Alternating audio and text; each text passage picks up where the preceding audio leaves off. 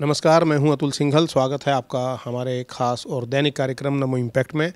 दोस्तों, दिल्ली में जो रिकॉर्ड तोड़ बारिश हुई है उसने दिल्ली सरकार की कलई खोल दी।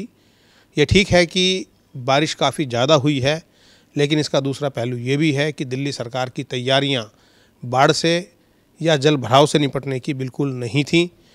और जिस प्रकार से लोगों को एक समस्या का सामना करना पड़ा है, इस बात की आशंका से इनकार नहीं किया जा सकता कि जो मौसम विभाग कह रहा है कि दिल्ली में अभी लगातार 2-3 दिन तेज़ बारिश होगी, तो लोग इस समस्याओं से उनको दो चार होना पड़ेगा। हमारे साथ हैं डॉक्टर नंदकिशोर गर्ग साहब। 3 दिन पहले तक या 2 दिन पहले तक आतिशी मार लेना कि जी पानी नहीं है और वहाँ पे डैम में भरा हुआ है, ताजेवाला के रास्ता खुलवाओ।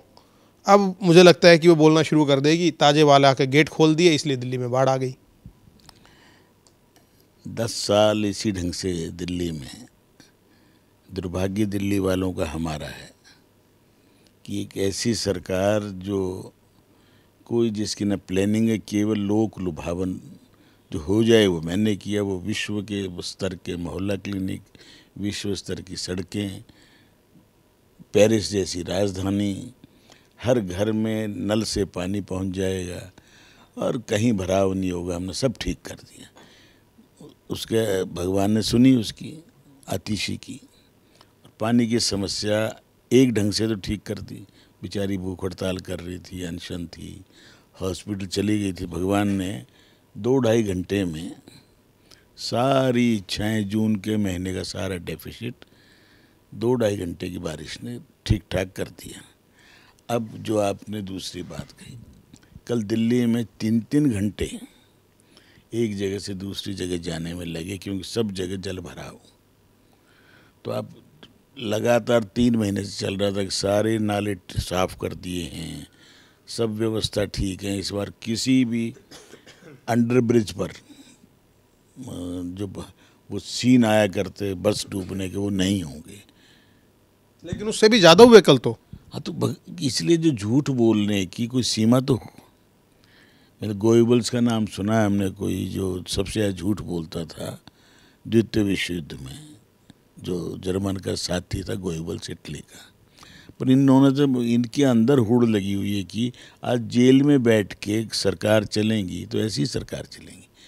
अगर मुख्यमंत्री, मेन जो मंत्री हैं वो अंदर बैठे हों, बाहर वाले मंत्रियों को किसी को एक्सपीरियंस ना हो, तो कैसी सरकार चला करती देख लो। आज दूसरी एक गंभीर बात कि जैसे दिल्ली में यमुना बिल्कुल सूखी हुई है, अगर थोड़ा सा भी ड्रेनेज सिस्टम ठीक होता, क्योंकि लुटियन जोन जहाँ पे खुद आतिशी रहती है बिल्कुल यमुना से सटावा इलाका है प्रगति मैदान का, तो सारा पानी यमुना में जा सकता था। यमुना बिल्कुल तलहटी दिखाई दे रही है यमुना की क्या कि मैं बता रहा हूँ, हम भी सरकारों में भी रहे हैं। मेरा अपना 1983 से लगभग 40 साल का दिल्ली के एज ए निर्वाचित प्रतिनिधि वो है। मैंने ऐसा हाल नहीं देखा कि यमुना के अंदर रेत के टीले बीच बीच में, इसका मतलब ड्रेजिंग नहीं हुई है। कभी रेत वहाँ से बीच से हटाना, पुलों के नीचे, आखिर यमुना की जो अगर 6 फुट बढ़ जाएगा तो पानी कहाँ जाए आएगा, तेज़ी से निकल जाता है। दिल्ली का पानी ना अपना है, पीछे से आया ताजे वाले से, बाकी चीज़ों से, और फिर वाया हरियाणा होते हुए फिर प्रयागराज में जाके माता यमुना गंगा में मिल गई। तो दिल्ली में जब बाढ़ भी आती है तो 3 दिन की आती है, परंतु ये तो बाढ़ भी नहीं थी कल, तो केवल तेज़ बारिश थी। तो ना तो वेल माउथ साफ़ किए गए थे, ना नाले साफ़ किए।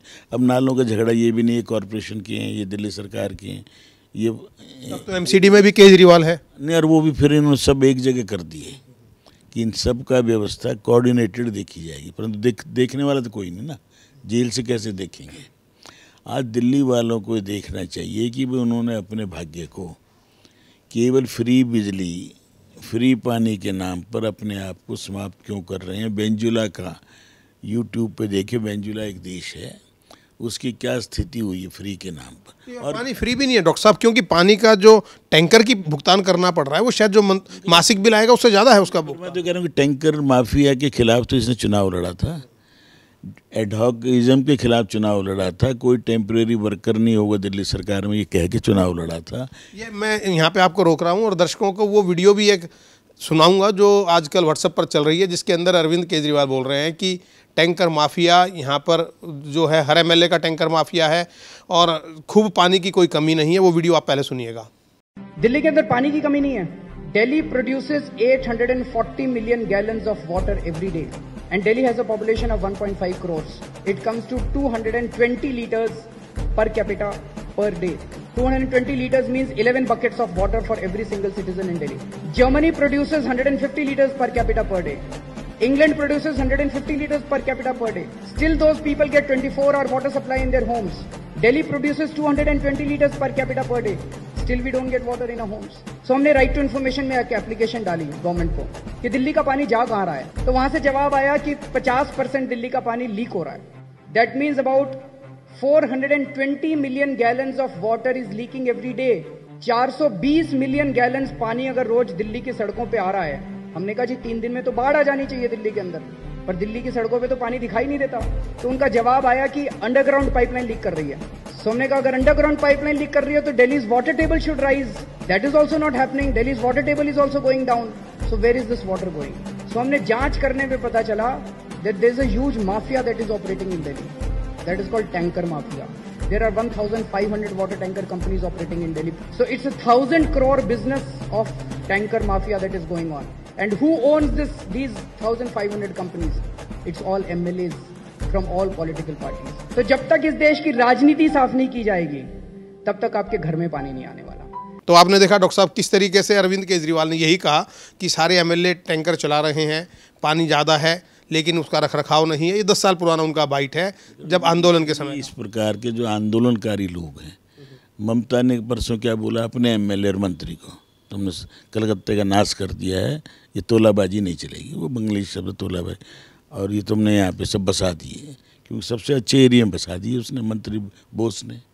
ये सब एक ही थैली के चट्टे बट्टे हैं जिनकी लेफ्टिस्ट ओरिएंटेशन है। ये लोगों को लुभावनी बात करेंगे, अच्छी अच्छी बात करेंगे, परंतु जब दवाई खरीदोगे नहीं और डॉक्टर रख देंगे। मोहल्ला क्लिनिक में क्या हुआ? सब फ्रॉड निकल रहे हैं ना।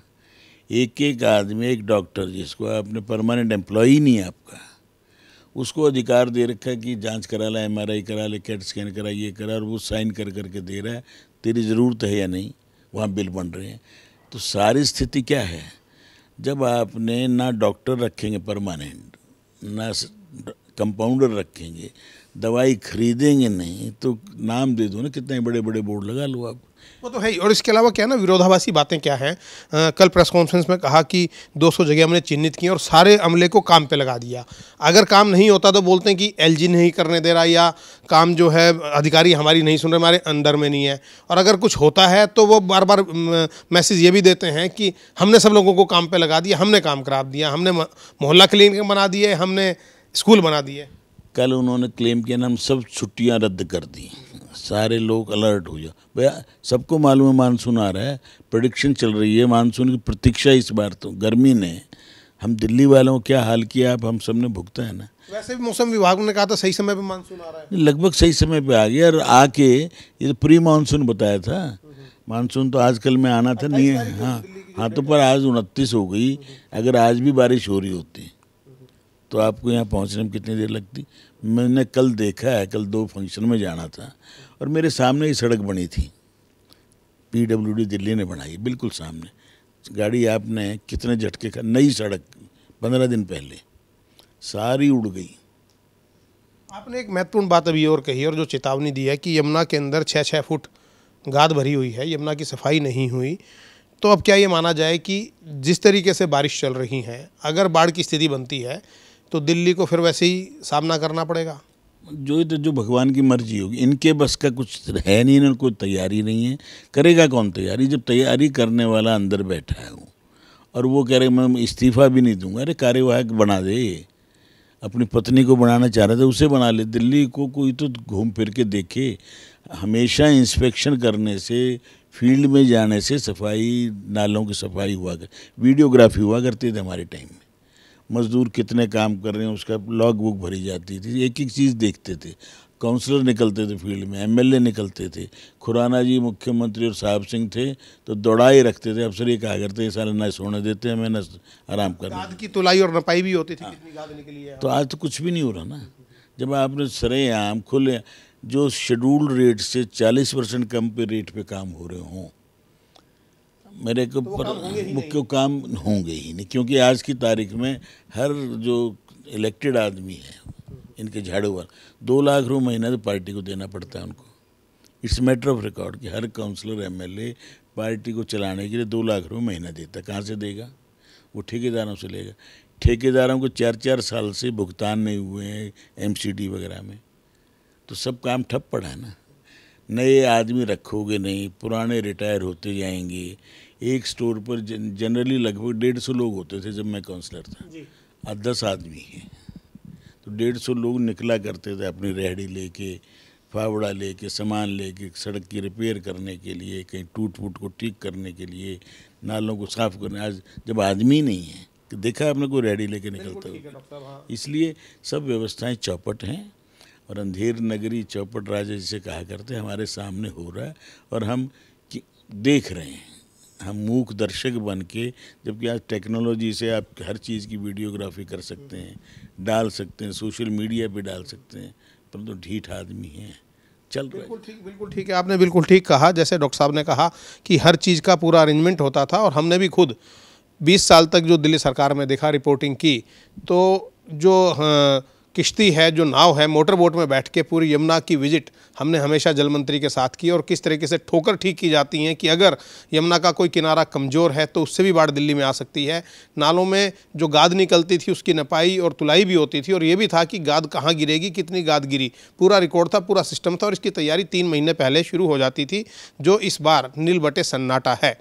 हम भी यही कहेंगे कि आने वाला जो मौसम है वो अगर तेज़ बारिश होती है तो एक कष्टकारी समय हो सकता है। उसके लिए आपको खुद पहले से ही सावधान और तैयार रहना होगा। कार्यक्रम नमो इम्पैक्ट में इतना ही। नमस्कार।